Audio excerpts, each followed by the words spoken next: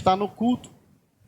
Então, vamos agora à palavra do nosso Deus. Quantos encontraram o texto de Mateus capítulo 15, versículo de número 7? Eu ia ler os dois, de Isaías e o de Mateus, mas vamos ficar nesse daqui, que eu queria compartilhar algumas coisas boas com os nossos irmãos. Mateus capítulo 15, versículo de número 7. Diz assim a palavra de Deus: hipócritas, não é os irmãos, tá? São os escribas e fariseus daquela época. Hipócritas, bem profetizou Isaías a respeito de vocês, dizendo... Vamos ler junto no 3? 1, 2, 3.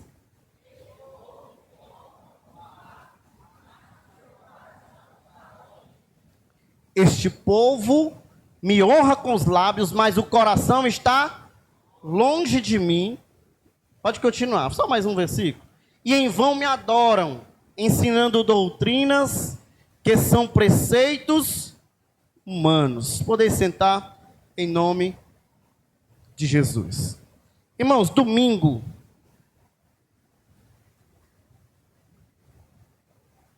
em nossa escola bíblica dominical, nós falamos aqui a respeito de adoração. Eu tenho certeza que foi também um momento muito especial para nós poder discutir a respeito daquele tema tão especial. O tempo que nós estamos vivendo hoje, ele nos desafia a pensar sobre o que de fato é a adoração.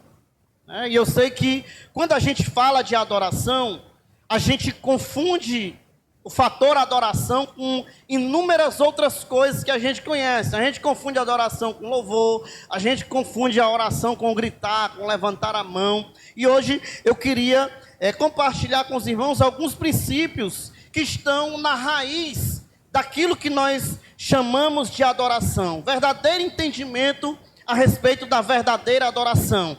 E aí nós temos uma referência bíblica, que são o livro dos Salmos, né? A maior coleção de escritos que nós podemos e conseguimos utilizar para falar também a respeito de adoração, porque os salmos, irmãos, eles são uma coletânea aí que levam aproximadamente 1000 anos para ser escrito, mas que são escritos, irmãos, com um teor profundo a respeito de inúmeras particularidades que vêm do coração e do interior do ser humano. E a adoração tem muito a ver com isso. Então, como a gente vai precisar de tempo para a gente pensar sobre isso, eu quero começar falando com os irmãos a respeito do que não é adoração. Para a gente iniciar nessa noite e concluir também, de alguma forma, a reflexão que fizemos no domingo pela manhã, é preciso a gente pensar no que não é adoração. Porque adoração a gente vai pensar a respeito do que é, mas o que não é adoração? Primeiro, irmãos, adoração não é cantar e tocar simplesmente. Vou começar aqui porque eu até brincava com o Mael, né? É difícil a gente falar de adoração e não lembrar de ministério de louvor, de não lembrar de instrumento, de não lembrar de cântico. Então, eu sei que não é uma competência apenas do ministério de louvor. Todo cristão canta e nem todo cristão toca, mas de início, adorar a Deus não é simplesmente cantar ou tocar. Eu posso fazer isso sem estar adorando a Deus. E eu posso fazer isso também para adorar inúmeras outras entidades, inúmeras outras religiões e assim sucessivamente. Uma outra coisa, irmãos, que adorar não é apenas levantar as mãos para os céus, levantar os olhos para os céus e dizer algumas palavras em direção a eles. Também não configura plenamente aquilo que é adoração. Assim como intercessão, eu sei que o povo pentecostal, quando você se dirige ao povo e você diz assim, irmãos, vamos interceder, o que é que o crente faz? Ele fecha logo os olhos. E fechar os olhos não significa interceder. Claro que você pode interceder de olhos fechados. Quem aqui nunca viu, por exemplo, o irmão dormindo no culto e alguém diz assim, ei, o irmão está dormindo ali, alguém está intercedendo. Por quê? Porque muito nós associamos o fechar os olhos com o interceder. Da mesma forma que fechar os olhos apenas não quer dizer que estamos intercedendo, olhar para o céu ou levantar as mãos para os céus também nem sempre significa que nós estamos adorando. Adoração também, irmãos, não é somente dizer para Deus, ou dizer ao ar livre, né? Porque dizer para Deus configura isso, mas adoração também não é só dizer palavras bonitas, né? Tem gente que às vezes pauta o princípio da adoração em palavras bonitas, em falar bonito. Quem nunca viu aqueles irmãos se dirigindo a Deus com a voz assim um pouquinho mais entonada, né? Dizendo para Deus, Senhor, né? Quem é que nunca viu aquela oração um pouquinho mais impossível?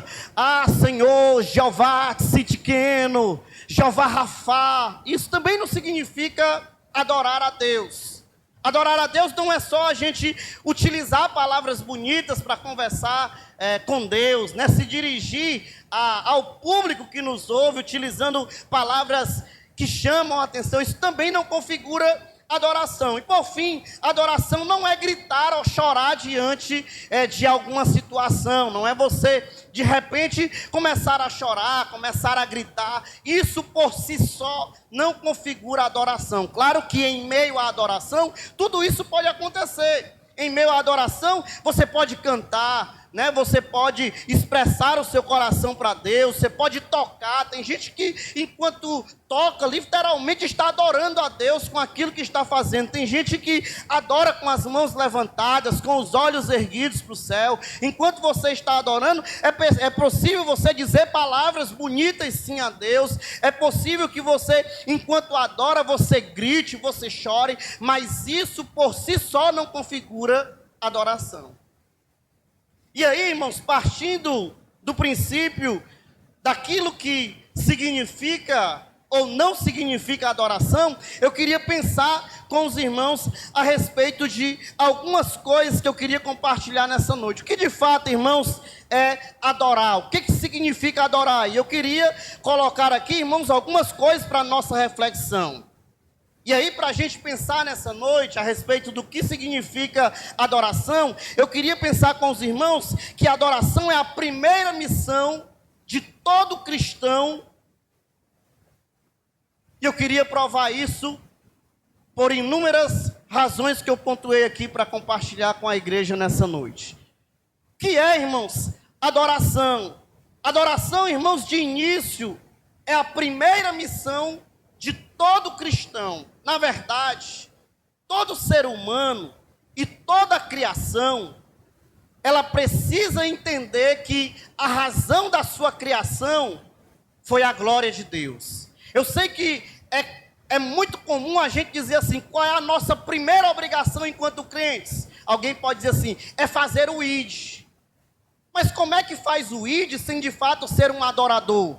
Como é que faz o ID sem primeiro ter conhecido a Deus, se relacionado com Deus, desenvolvido um relacionamento entre o homem e Deus? Então, o primeiro desafio, a primeira missão que todo cristão ele tem é adorar a Deus. O primeiro desafio que todo cristão ele tem para a sua vida é adorar e exaltar ao nome do Senhor. E aí eu pontuei aqui 3 razões pelas quais eu acredito, irmãos, e gostaria de pensar com os irmãos sobre isso, pelo menos 3 razões para a gente pensar sobre isso. A primeira é, porque toda a criação foi formada para adorar a Deus. Toda a criação, além do homem, além dos animais. Eu me lembro que havia um pastor nosso que dizia muito isso, que quando um leão, ele engole a sua presa, ele está glorificando a Deus, porque ele está fazendo aquilo que ele foi criado para fazer. Então, toda a criação, ela também tem a sua forma de adorar a Deus. Quando você vê tudo isso que foi criado, cada coisa tem a sua utilidade no mundo. E todas as coisas foram feitas para glorificar a Deus. A gente vai daqui a pouco ler pelo menos 2 textos sobre isso. A segunda razão pela qual nós precisamos entender que a missão primeira de todo cristão é a adoração, é porque ninguém é capaz de servir a quem não conhece. Como é que nós serviremos a Deus? Nos chamaremos servo de Deus? sem que primeiro a gente não conheça a Deus e não o exalte em sua plena divindade. Uma terceira razão é porque Deus está acima de tudo e é digno de todo louvor e de toda adoração. E aí eu quero voltar ao ponto primeiro, irmãos, para a gente refletir a respeito do que eu disse aqui. Mas queria pensar disso a respeito do que diz Efésios capítulo de número 5, versículo de número 11, versículo de número 12, quando Paulo, ele diz isso para a igreja de Éfeso. E aí eu volto ao ponto primeiro. A primeira razão pela qual nós fomos criados para adorar a Deus é porque toda a criação foi formada para isso. Olha o que Paulo diz no capítulo de número 5, versículo de número 11, versículo de número 12. E não sejam cúmplices nas obras infrutíferas das trevas. Pelo contrário, tratem de reprová-las, pois aquilo que eles fazem, isso mesmo. No mínimo eu citei aqui outro texto, irmão. Vamos aqui para Romanos capítulo 11, já que certamente não é o texto que eu gostaria de citar. Romanos capítulo de número 11, verso 33. Pronto. Olha o que Paulo diz. Ó profundidade da riqueza, tanto da sabedoria como do conhecimento de Deus. Quão inexplicáveis são os seus juízos e quão insondáveis são os seus caminhos. Pois quem conheceu a mente do Senhor, ou quem foi o seu conselheiro? Ou quem primeiro deu alguma coisa a Deus para que isso lhe seja restituído? Veja agora o versículo de número 36.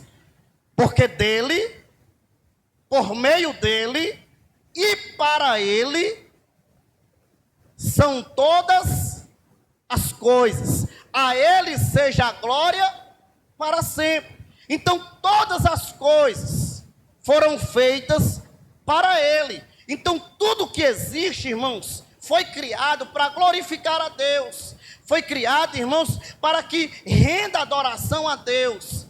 Ah, pastor, por que é isso? É porque a teologia contraposta no nosso tempo diz que Deus necessita de adoração. Não, irmãos. Deus não precisa ser adorado por nós para se sentir Deus. Deus, para ser Deus, não precisa que eu e você faça alguma coisa. Mas quando Ele cria tudo, desde o Gênesis até chegarmos em Apocalipse, Ele cria para a sua própria glória. O texto deixa isso muito claro. Dele, por Ele e para Ele são todas as coisas. Glória, pois, ao nome dele. Então, a partir daqui, irmãos, eu queria fazer jus ao que significa a palavra, por exemplo, adoração. E aí, os irmãos puderam encontrar esse significado domingo na nossa revista. E quem leu, certamente pôde trazer inúmeras coisas especiais para o seu crescimento aí, em se tratando de adoração. O que é adoração? Eu trouxe aqui, irmãos, a expressão hebraica, para a gente refletir a respeito do que de fato a gente entende por adoração. Adoração, irmãos, no hebraico, é traduzido pela palavra Histatawá. É claro que eu não sou hebraico, então vou andar longe aqui de trazer a expressão original. Mateus certamente consegue projetar para nós, eu deixei ela escrita ali para ficar mais fácil também para você. Mas essa é a expressão, a mesma que aparece na lição da nossa escola bíblica dominical. Existem duas explicações, uma mais voltada ao Velho Testamento, outra mais voltada ao Novo Testamento. No Novo Testamento, os irmãos encontram essa expressão que está aí na tela. E o que significa a expressão Histatawá? Significa, irmãos, algumas coisas muito simples para o nosso tempo. Por exemplo, manifestar um temor reverente, manifestar admiração, manifestar a Deus respeito. Então, grave essas três explicações, porque é a partir delas que eu queria pensar com os irmãos a respeito do que é adoração. Adoração é você, no hebraico aqui, irmãos, dedicar a Deus, manifestar a Deus essas três coisas. Primeiro é reverência. Quando você tem reverência a Deus, você está honrando a Deus, está adorando a Deus por meio da reverência. Quando você entrega a Deus, além da reverência, a admiração que Deus de fato tem, você também está honrando o princípio da adoração. E quando você também respeita a Deus, você está adorando da maneira em que Deus precisa ser adorado. Nós temos aqui, irmãos, escritos muito mais fortes do que esse. Quem não lembra que nós precisamos nos colocar diante de Deus com muito temor? A própria Bíblia diz que Deus é um fogo consumidor. Então, Deus é digno sim de toda honra, de toda reverência. Deus é digno de todo respeito. E aí, eu queria compartilhar a segunda expressão que nós também encontramos aqui para explicar a adoração a Deus, que é a explicação que o grego já traz mais no Novo Testamento. Mateus colocou inclusive aí o texto de Deuteronômio, que vai ser repetido também na carta aos Hebreus, porque o Senhor, o Deus de vocês, é fogo consumidor, né? O autor aos Hebreus vai repetir isso lá também na sua carta. Mas tem uma segunda explicação, e aí claro que são as palavras que nós mais utilizamos e conhecemos, que é a palavra latreia do grego e a palavra proskúneo também do grego. O que significa no grego a palavra latreia e a palavra proskúneo? Latreia, irmãos, é o mesmo que se submeter, submissão. Latreia aponta para o ato de você se submeter diante de Deus. E proskúneo significa atribuir mérito ou valor. É você se render ao Senhor por seus méritos, reconhecendo quem Ele é, aquilo que Deus faz. Então, sempre que você faz qualquer uma dessas coisas, você está honrando o princípio primeiro da adoração. Você está colocando Deus no lugar de quem realmente é adorado. E aí, irmãos, é a partir daqui que eu queria voltar a essa primeira expressão no hebraico, para a gente pensar sobre aquilo que está dentro da nossa realidade. Eu sei que quando se fala de adoração, a gente enfeita muito, né? A gente sempre leva o entendimento para o ponto mais teológico que a gente encontra. Logo, a gente entende que a adoração é uma questão mais teológica do que prática, e não é. Adoração é algo que precisa estar dentro da nossa praticidade.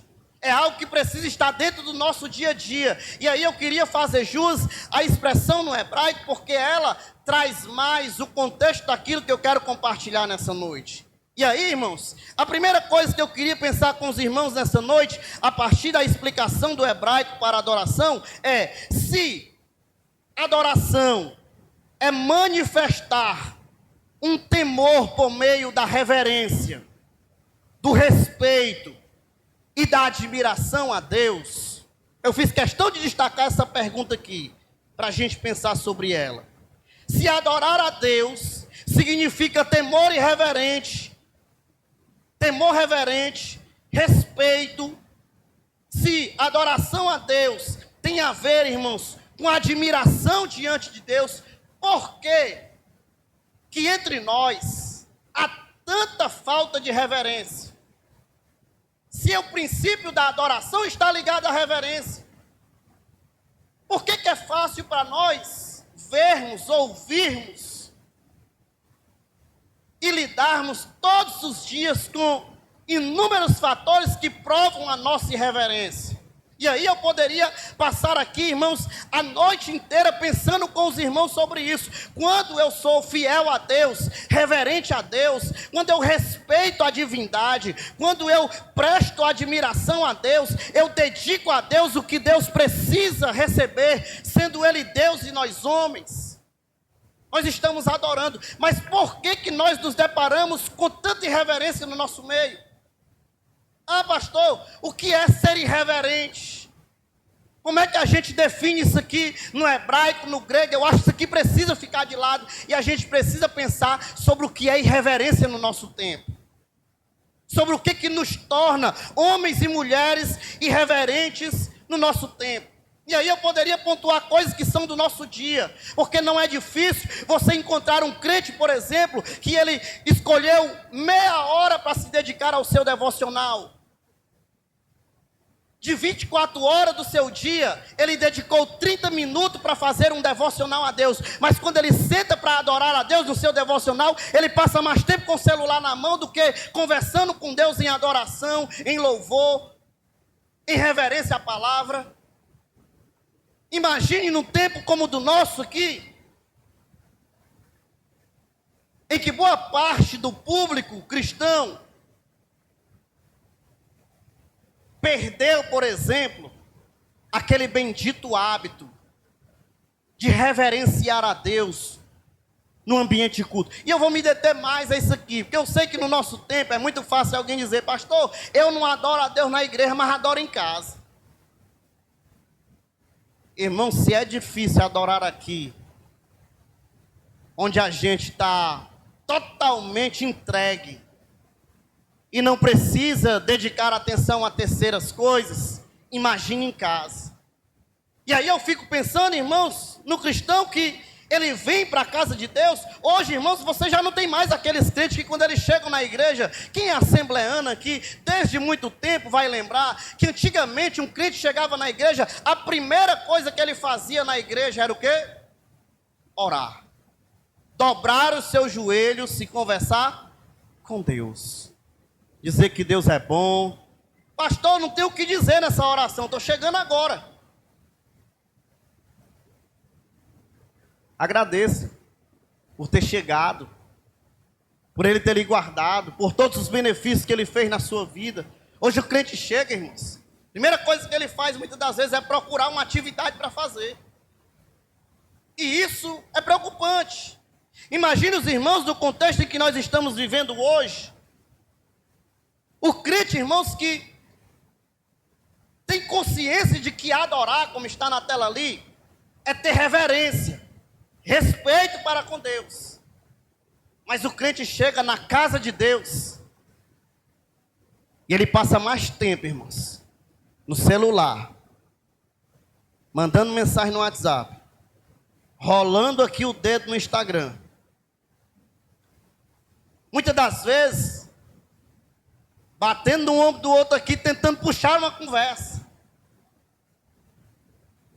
Eu sei e volto a dizer, parece que o assunto irreverência é uma coisa que está mais para o campo da teologia, está mais para os critérios que a gente não quer associar às nossas vidas, mas é de uma total irreverência você chegar na casa de Deus e você não entender que aquelas 2 horas são horas para você adorar ao Senhor. E aí tem crente que chega na igreja, meus irmãos, e esse crente não assiste culto, ele não participa do culto, ele não ora. No momento da oração ele está lá com os olhos abertos, olhando para a sua cara ali, chorando, fazendo alguma coisa. No momento do louvor, ele está sentado de perna cruzada, olhando para a cara de um, olhando para a cara do outro, vendo se alguma coisa está acontecendo fora do normal. É Deus operando na igreja e o cristão procurando alguma coisa aqui para se concentrar. E aí eu volto a esse princípio, que é adoração na visão hebraica. E aí a gente precisaria olhar para o povo judeu, como é que eles se comportam diante de Deus. Irmãos, o judeu não ousava falar o nome de Deus. O judeu chegou na hora dele orar, ele pega o tapetinho dele que ele anda com ele dobra ali onde ele estiver, ele se curva diante de Deus e nada atrapalha a sua oração. O judeu praticante, irmãos, ele, por exemplo, na hora de um escriba, Lúcio que me ajude, na hora de transliterar o texto bíblico, ele acha irreverente, desrespeitoso, até utilizar a mesma cor da caneta. Escrever um texto sem se lavar primeiro. Primeiro ele vai ali, ele se lava, ele muda a tinta da caneta. E eu sei que são coisas que não explicam 100% a adoração também, é uma questão até mais religiosa. Mas para mim, irmãos, é preocupante quando alguém chega na casa de Deus e passa o culto inteiro conversando com outra pessoa. Essas câmeras que o digam. Tem crente que chega na igreja e passa 2 horas em pé, da porta de vidro para fora, conversando Deus sabe lá o quê. Pelo que chega até mim, emprestando a língua muitas vezes para o diabo na hora do culto. Cedendo aquilo que não deveria ceder. Ao invés de estar na presença de Deus adorando, servindo, trabalhando, glorificando a Deus, buscando a sua presença, está ali conversando. De repente olha para o relógio, volta na cadeira, pega a Bíblia, vai para casa. E às vezes ainda sai dizendo assim: o culto hoje foi só misericórdia. Palavra hoje não foi boa. Mas é porque não veio para adorar, irmãos. Quando você vem para adorar, você não sabe sequer o que aconteceu à sua volta. Tem gente que vem para o culto dar notícia de tudo. Às vezes você fica perguntando assim: como é que essa pessoa sabe de tudo que aconteceu? Será que ela estava o culto todinho observando o que estava acontecendo? Pastor, 6h30 foi assim, aí 6h35 foi assim, 7 horas foi assim, 7h30 foi assim. E você estava onde, pelo amor de Deus? Você era a câmera, por acaso? O que eu quero nessa noite, irmãos? É entender que adoração na prática, primeiro, é a gente dedicar a Deus o respeito que Ele merece, a reverência que Ele merece. É você atribuir a Deus aquilo que de fato é de Deus. Eu pontuei aqui, irmãos, inúmeras coisas que você vê no dia a dia da igreja, por exemplo. Ou você nunca viu aquele crente que ele vem para o culto? Falei disso aqui algumas quintas atrás. E ele é tão irreverente de um jeito, ele não respeita o pregador que está pregando. Ele não respeita o louvor que está sendo tocado. Ele não respeita a outra pessoa que está sentada do lado dele adorando. Não respeita o início do culto. Esses dias aí, eu não perguntei nem o nome de quem era. Alguém chegou reclamando ali. Porque tinha muita regra na igreja. E como eu não sei quem é, e se sei, não me lembro, eu vou até dizer aqui. Tem muita regra. Eu chego aqui na hora da palavra, tem que ficar ali em pé, ali fora esperando. Porque a regra é, chegou na hora da palavra de Deus, tem que esperar a palavra de Deus ser ministrada, depois entra. Pastor, essa besteira, pastor. Porque a gente reverencia a palavra de Deus. Não é o pregador que está ali falando. Ah, mas quem está falando ali é o fulano de tal. Não importa. Ele está fazendo uso da palavra, irmão. Na hora da palavra tudo pode acontecer. Deus pode se manifestar. O Espírito pode falar. A cura pode acontecer. A ministração pode entrar no coração de alguém. E a gente precisa reverenciar e não vai mudar não. Quer entrar quando chega? Chega cedo. Porque às vezes chega atrasado, porque é irreverente. Tem gente que chega atrasado, que está na correria do trabalho, está ali na correria fazendo uma coisa e outra, e mesmo assim ainda corre para o culto e chega. Louvado seja Deus pela vida dessas pessoas. Mas tem alguém que muitas das vezes, e são quase sempre quem reclama, que estão preocupados com uma série de outras coisas, nem se preocupa na hora que vai chegar, e quando chega, quer chegar tirando a reverência do culto, acabando com tudo. Conversando, fazendo barulho. Está aqui a oração inicial. Irmão tentando se concentrar na oração aqui de joelho e a gritaria ali. E aí às vezes a gente esquece que nós estamos no ambiente de culto. No ambiente que nós vem aqui, irmãos, para ouvir a voz daquele que é digno de falar. E eu estou me concentrando mais aqui a questão do ambiente de culto, porque eu entendo que aqui é o lugar em que nós nos reunimos para esse propósito. Para que alguém vem para a casa de Deus, irmãos? Para adorá-lo.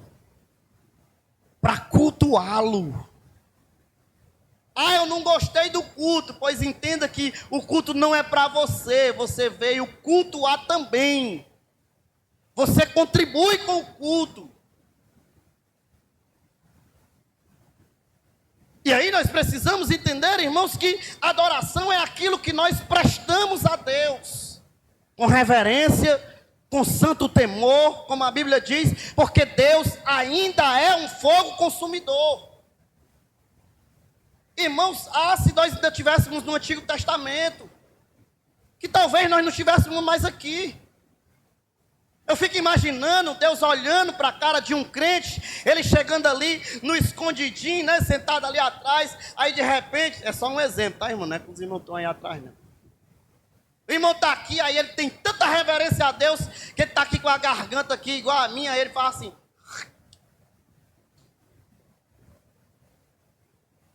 Aqui não tem, mas tem um lugar por aí que tem. Os irmãos, cadê os irmãos que lavam a cadeira? Nunca acharam um chicletezinho colado na cadeira, né? Na casa de Deus, imagine como é em casa, irmãos. E aí eu estou falando do que é prático. Isso aqui não tem nada a ver nem ainda com o princípio da adoração, porque isso aqui ainda nos distancia até do Deus que precisa ser adorado. A gente nem consegue se chegar, que é a parte 2. Imagine comigo. Você chega, irmãos, um cristão que chega na casa de Deus para adorar ao Senhor, e ele fica com aquela cara de quem comeu alguma coisa ruim, uma cara ruim, reclamando de tudo, brigando com todo mundo, chateado com algumas coisas, entra setado na igreja, sai endemoniado no final, revoltado, dando patada em todo mundo, trata mal descrente. Ou você nunca parou para... ou nunca sentiu na pele que o ambiente da casa de Deus, onde eu e você deveríamos vir para render graças ao Senhor, tem alguém que vem, mas vem para olhar a roupa que a pessoa está vestida, vem para olhar qual foi o sapato que o fulano de tal entrou hoje, vem para dizer se gostou daquilo, se a cadeira era para ser assim, se aquilo era para ser como aquilo outro. Eu sei que é chato, né, a gente falar a respeito disso, mas isso tem a ver com o princípio, com a reverência, com o respeito que a gente entrega a Deus. Porque hoje, na hora do culto, é a hora que o crente mais se levanta para beber água. É a hora que dá mais sede, é a hora que mais vai gente no banheiro. Na bênção apostólica tem uns crentes que, quando você diz, vamos ficar de pé, irmãos, ele já está lá na porta da frente, recebendo a bênção assim, ó. Que a graça e a paz ele já está...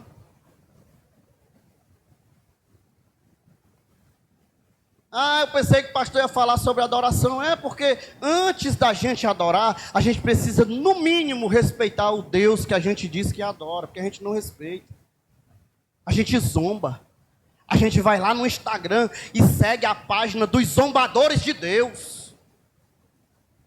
A gente bota lá um kkk, um coração, numa página onde tem alguém brincando com o Espírito Santo e a gente acha que está fazendo algo legal. A gente é irreverente por natureza. São coisas do nosso dia a dia. E eu tenho certeza que isso aqui não passa como novidade para ninguém. A casa de Deus não é aquela coisa que eu e você temos que vir a forçar. Hoje eu só vou porque é o jeito, porque se eu não for... Aí eu me lembro do salmista, no Salmo, se eu não me engano, 122. Me ajuda aí. Salmo 122, verso de número 1, quando o salmista diz assim: alegrei-me quando me disseram, vamos à casa do Senhor. A casa do Senhor é para ser aquele lugar que você vai com alegria e não com pesar. É para ser aquele lugar que você vai ali com o coração rendido ao Senhor. Irmãos, quando a gente fala de adoração, a gente lembra, aí sim a gente lembra da oração, da adoração no grego. Quando no grego, depois que você respeita a Deus primeiramente, que você entende e teme a Deus. Irmãos, eu acho lindo quando alguém teme a Deus. Tem pessoas que às vezes são muito simples, não tem nenhuma teologia na vida, mas elas são altamente respeitosas com o ser de Deus. Elas reverenciam, elas não aceitam. Irmãos, tem uns idosos assim que eu acho lindo. Eles não aceitam nenhum tipo de brincadeira com Deus. Nenhum tipo de irreverência. E eles entendem aquele princípio da entrega, da adoração. E aí, como a hora já foi, né, eu ia tentar compartilhar aqui a segunda parte, depois da gente reverenciar a Deus, respeitar a Deus, aí a gente reconhece que agora é a hora da gente adorar. Porque eu não consigo entender, irmãos. Eu, para ser bem sincero com os irmãos, eu não consigo entender que alguém realmente conhece a Deus e reverencia a Deus,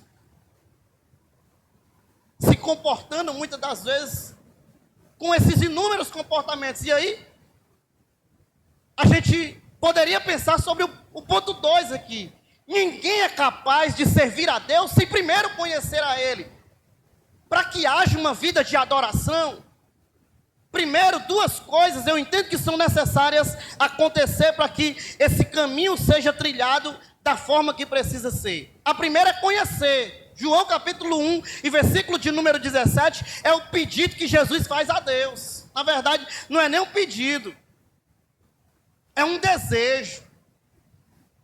Ele trata sobre a vida eterna. O que é a vida eterna? Que para alguns é a religião, que para outros são as boas práticas, que para outros, irmãos, a salvação em Cristo Jesus começa quando eu e você conhecemos o Deus que vai nos salvar. E aí João fala sobre isso. A vida eterna é esta. Qual?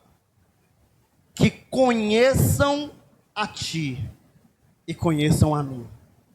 Isso é Jesus dizendo, né? A vida eterna consiste nisso. Conhecer a Deus e conhecer a Cristo plenamente. E eu falo plenamente, não no sentido de totalidade, porque ninguém conhece a Deus na sua totalidade.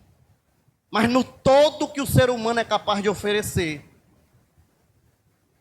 Eu acredito, irmãos, plenamente que não dá para você conhecer a Deus, para você adorar a Deus, sem primeiro o ato de conhecer. Em segundo lugar, sem o ato de se relacionar com Deus. Eu não entendo que é possível adorar a quem a gente não conhece e não se relaciona. Mateus capítulo 7, verso 22 e 23 fala sobre isso. Muitos daquele dia vão chegar diante de Deus utilizando os argumentos do século 21. Senhor, no teu nome eu fiz isso. No teu nome. Vamos lá, pelo texto. No teu nome nós profetizamos. Dom de profecia. Em teu nome nós expulsamos demônio. Libertação.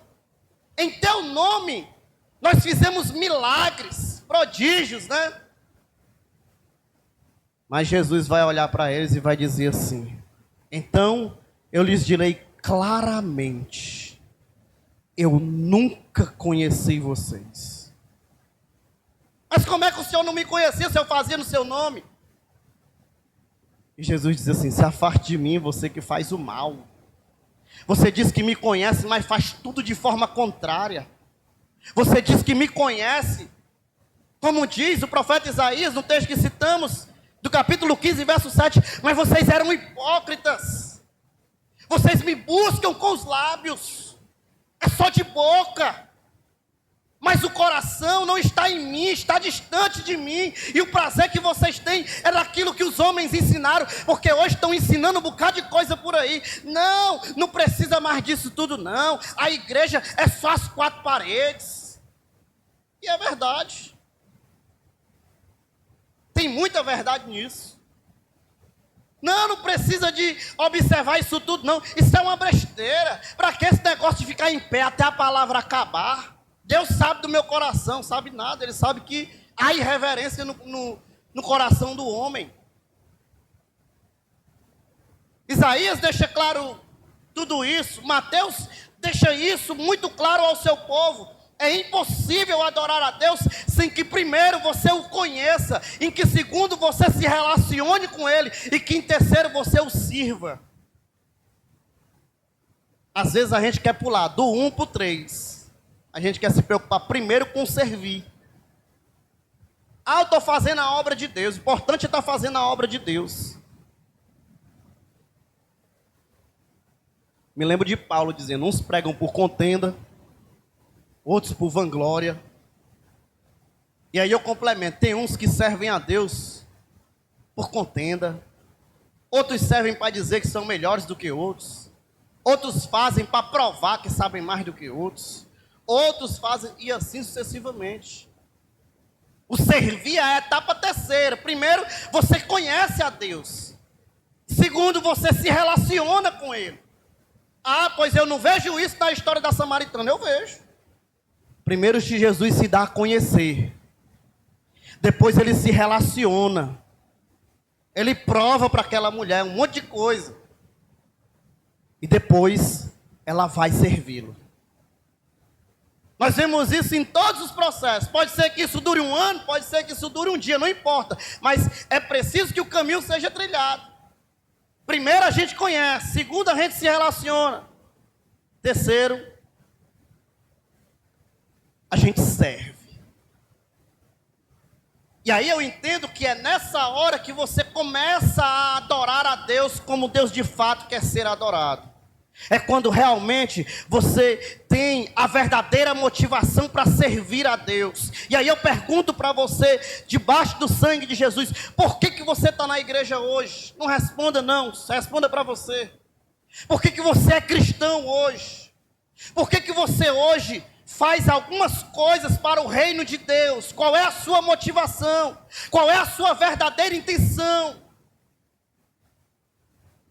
Porque não é novidade que tem gente que faz.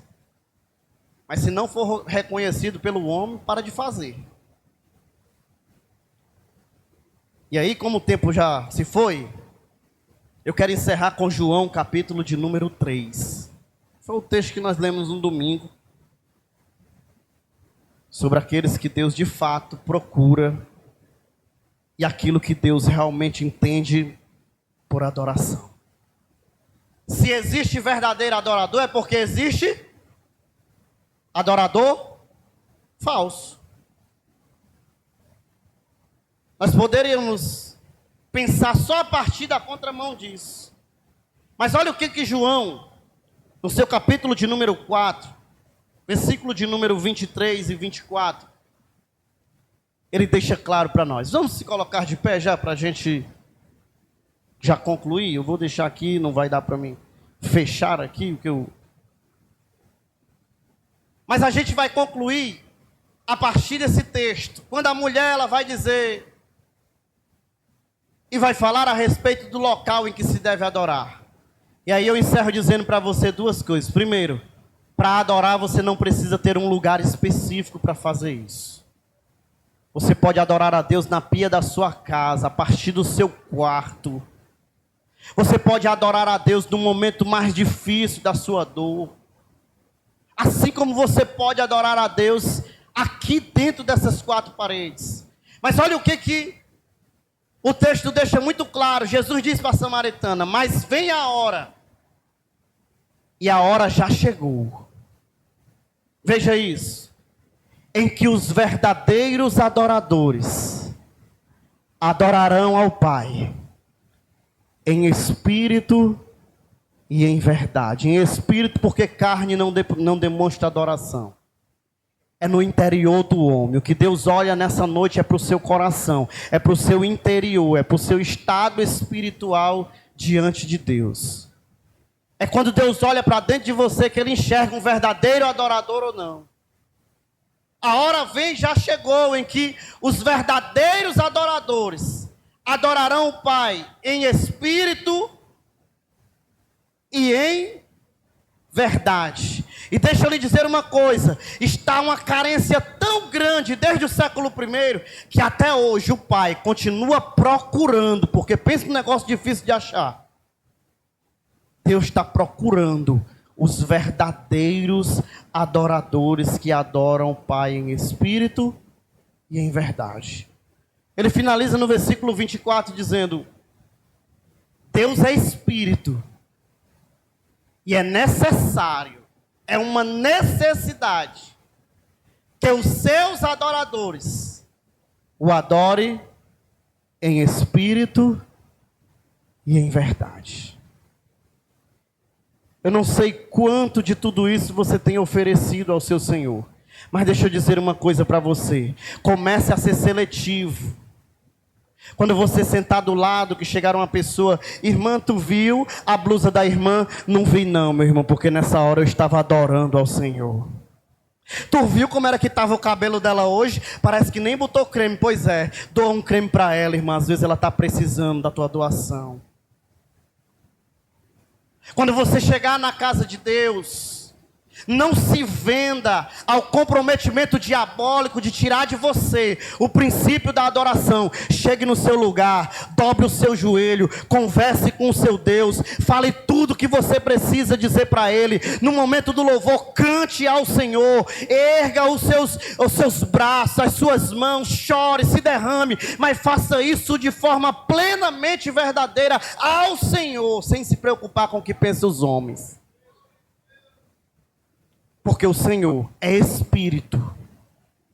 E para Ele não importa o que alguém vai pensar de você, vai falar de você. Ah, pastor, eu não conto quantas pessoas chegam para mim. Pastor, eu não consigo mais nem chorar. Porque a gente começa a chorar, tem alguém olhando para a gente, aí vai lá e diz, tá tudo bem, irmã? Tá, estou só adorando. Deixa eu profetizar na sua vida. Você está passando por alguma dificuldade? Tô não, irmão. É só porque quando eu me derramo na presença de Deus, eu gosto de chorar. Faça isso. Sempre que você chegar na casa de Deus, renda ao seu Deus toda a reverência, todo o respeito, todo o louvor, toda a adoração. Diga quantas as vezes for necessário para Ele. Senhor, obrigado pela Tua bondade, pela Tua misericórdia, obrigado pela Tua perfeição, Senhor, obrigado pelo Teu milagre, obrigado pelo dom da vida, por ter chegado aqui, obrigado pelo livramento, obrigado pela minha família, pelos problemas que eu tenho vivido, obrigado pelas dificuldades, por tudo que tem me acontecido. Diga para Ele o quanto Ele é Deus em meio às situações difíceis. Renda a Ele toda a adoração. Você foi criado para adorar e para exaltar o nome do Senhor. Por isso, nessa noite, se você pode, feche os seus olhos em nome de Jesus. Eu queria convidar você para encerrar nessa noite orando ao Senhor. Quero pedir que você ore por todos os nossos visitantes que estão aqui, Otacílio, sua família. Eles precisam das nossas orações nesses dias. O Senhor também precisa falar e tem falado aos corações de cada um deles. Eu sei que o Senhor está trabalhando a nosso favor, mas eu queria que juntos nós clamássemos a Ele nessa noite. Quero chamar o pastor Josvaldo para nos dar essa honra de encerrar este culto, orando por cada um dos nossos irmãos, por cada um daqueles que nos visitam nessa noite, e já concluindo o culto, em seguida eu termino com a bênção apostólica, amém? Glórias a Deus. Saúdo meus irmãos com a gloriosa paz do Senhor, amém? Vamos fechar os nossos olhos, vamos para esse momento tão importante, que é o momento de nós falarmos com Ele. Ele já falou com cada um de nós através da sua palavra, e que nós possamos estar nesse momento falando com Ele. Deus querido, Deus amado, Pai, nesse momento, meu Deus, meu Pai, entregamos a Ti, Senhor, toda a nossa adoração, toda a nossa reverência, Senhor. Estamos aqui reunidos como igreja, como corpo, como homens e mulheres, Senhor, que vieram Te adorar, Pai. Pai, se porventura, Senhor, fizemos algo que não foi do Teu agrado, nos perdoa, Senhor, nos transforma, Senhor, em pessoas melhores, Senhor, que o Teu Espírito Santo, Senhor, possa nos ajudar, Senhor, a ter reverência, a Te respeitar, a Te amar a cada dia mais, Senhor. Necessitamos, Senhor, de Ti, Senhor. Sem Ti nada somos, Senhor, sem Ti nada conseguimos, Senhor, mas contigo, Pai, somos mais que vencedores, Pai. Senhor, eu Te peço, Senhor, meu Deus, ajuda, Senhor, aqueles que necessitam e precisam de um milagre, Senhor, um milagre de uma cura, Senhor, de uma libertação, Senhor, de uma transformação, de uma restauração.